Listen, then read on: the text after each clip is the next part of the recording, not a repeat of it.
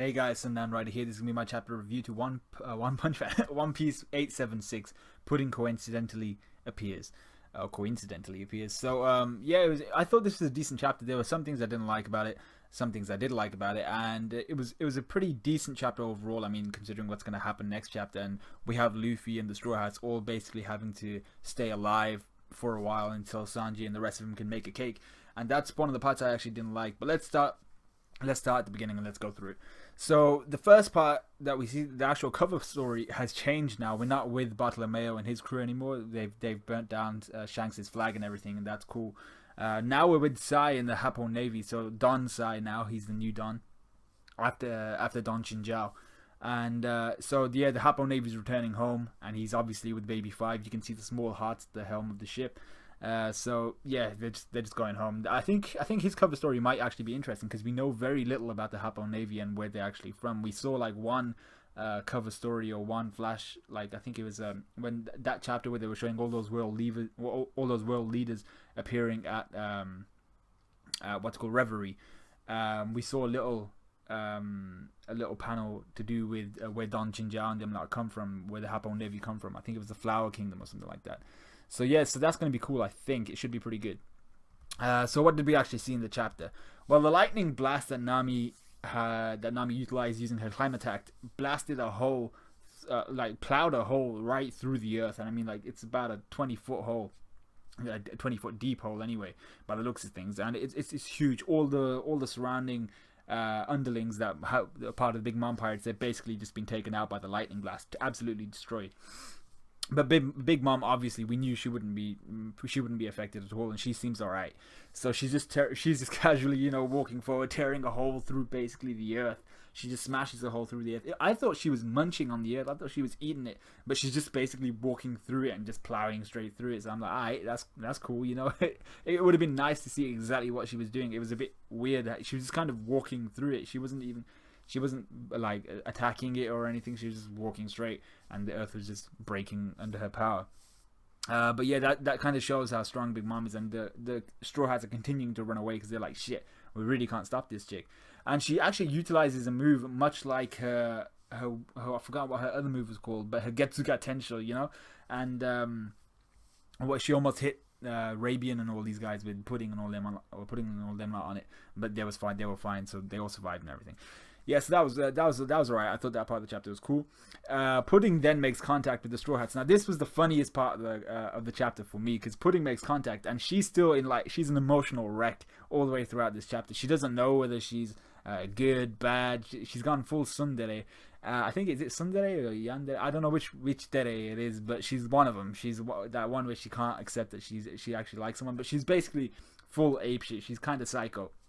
So she makes contact with the Straw Hats.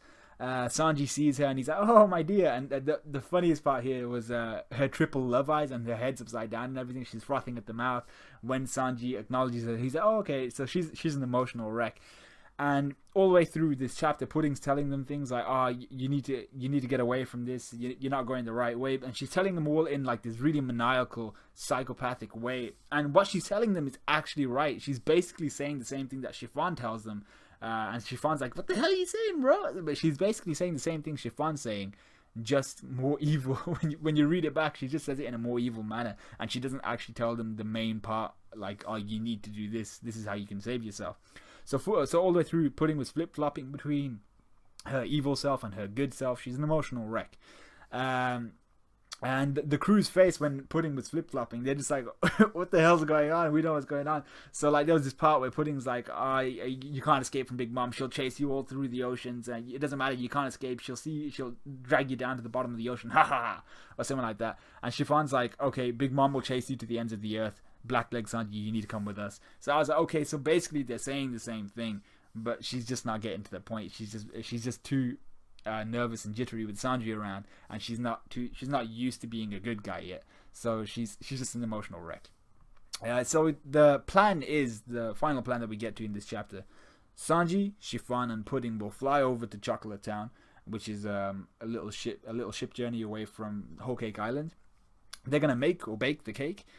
Take a ship back from Chocolate Town, so they're gonna get a ship from Chocolate Town and come back towards Whole Cake Island. and they're hoping that the Straw Hats are going to be coming towards Chocolate Town. That's what the image looked like anyway. They didn't actually make mention of that, but they're hoping that the Straw Hats are going to jump on their ship and make their way towards Chocolate Town. They're going to kind of intercept them halfway and placate Big Mom.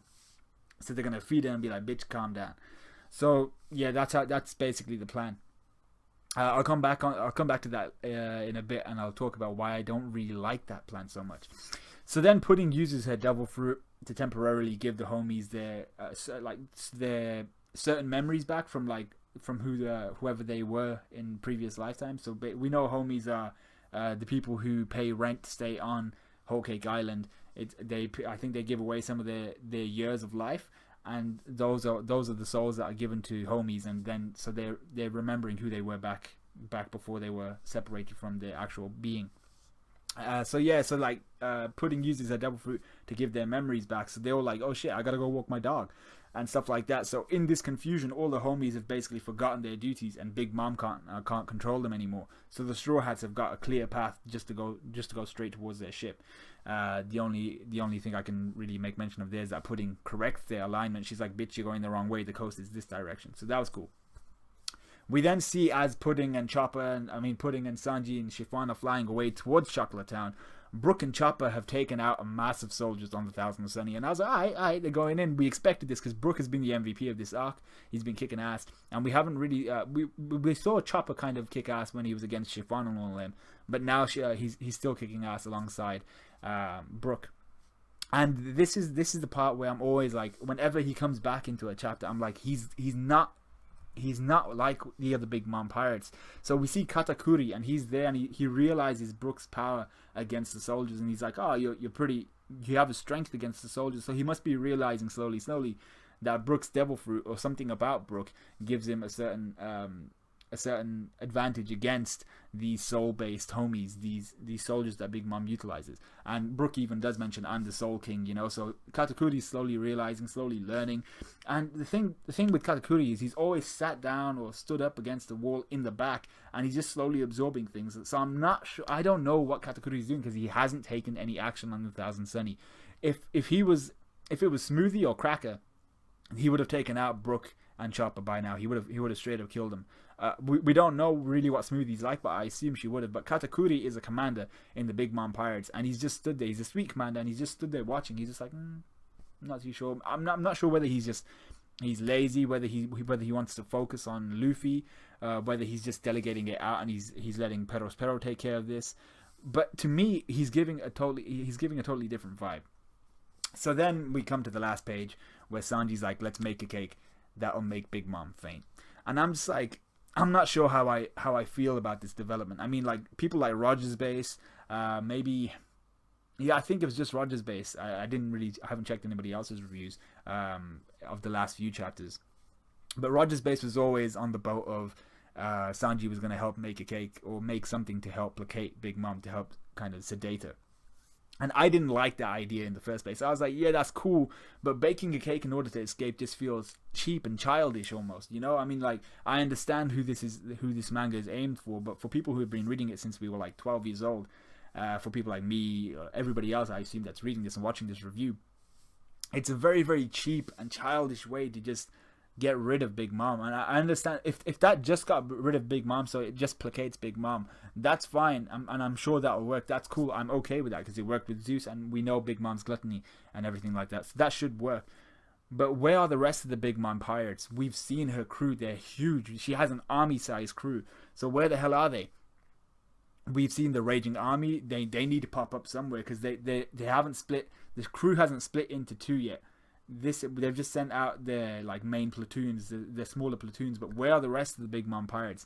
We know the Raging Army had several notable names just by their appearances. The lady with the huge sombrero looking thing with a long ass sword. There were other people in that crew. I mean, Daifuku and Oven haven't even showed up, and we know them two are pretty strong as well. They were fighting on par with Sanji while during the whole Red Wedding thing.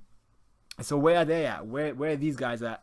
And they need to pop up, because Big Mom's going to get placated easy. If that cake's made, she's down and out. She ain't coming back for a while. She'll probably just go to sleep and just be like, yeah, I'm good.